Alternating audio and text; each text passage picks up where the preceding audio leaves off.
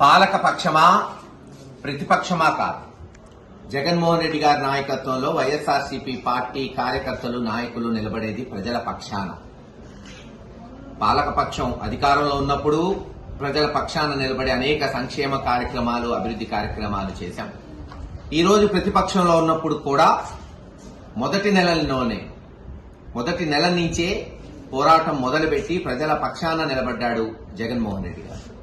ఈ రోజున మీరు చూస్తే ఆంధ్ర రాష్ట్రంలో రైతు కూలి ఏదైతే రెండు కళ్లు మన సమాజానికి అనుకుంటామో అష్ట కష్టాల్లో ఉన్నాడు. పండించిన పంటకు గిట్టుబాటు ధర లేదు. సరే నీళ్లు వచ్చినాయి, వానలు పడినాయి, పంటలు వేసుకుంటే యూరియాని కూడా అందించలేని పరిస్థితిలో ఉంది ఈ ప్రభుత్వం. గిట్టుబాటు ధర కల్పించలేని ఈ ప్రభుత్వం, యూరియాని అందించలేని ఈ ప్రభుత్వం ఉంటే అంత పోతే అంత ఈరోజు ఆంధ్ర రాష్ట్ర ప్రజలు ఆలోచించుకోవాలి.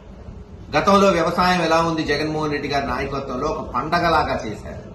ఈరోజు మరోసారి చంద్రబాబు నాయుడు గారి నాయకత్వంలో ఒక దండగా వ్యవసాయం అన్నట్టు వ్యవహరిస్తుంది ఈ ప్రభుత్వం. ఇస్తానన్న అన్నదాత సుఖీభవ పోయిన సంవత్సరం ఎగ్గొట్టారు.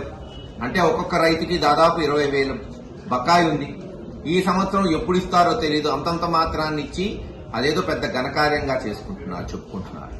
అందుకే ఇప్పుడేం ఎన్నికలు లేవు, కానీ జగన్మోహన్ రెడ్డి గారి నాయకత్వంలో రైతులకి న్యాయం జరగాలి, వాళ్ల గళం రాష్ట్ర ప్రభుత్వానికి, కేంద్ర ప్రభుత్వానికి తెలియజేయాలని ఆంధ్ర రాష్ట్రంలోని ప్రతి రెవెన్యూ డివిజన్లోని ఆర్డీఓ ఆఫీస్ కి ర్యాలీగా పోయి మా నిరసన తెలియజేస్తూ మా యొక్క రైతుల యొక్క విజ్ఞప్తిని ప్రజల దృష్టి నుంచి ప్రభుత్వం దృష్టికి తీసుకెళ్లేటట్టు ప్రయత్నం చేస్తున్నాం. కానీ దానికి అధికార పక్షం చంద్రబాబు నాయుడు గారు పోలీసులను అడ్డం పెట్టుకుని ఈరోజు ప్రతిపక్షాల గళం తొక్కడానికి, నొక్కేయడానికి ప్రయత్నం చేయటం ఎంతవరకు సమంజసమో ప్రజలు అర్థం చేసుకోవాలి. నిన్న రాత్రి హౌస్ అరెస్టులు అన్నారు గుంటూరు జిల్లాలో.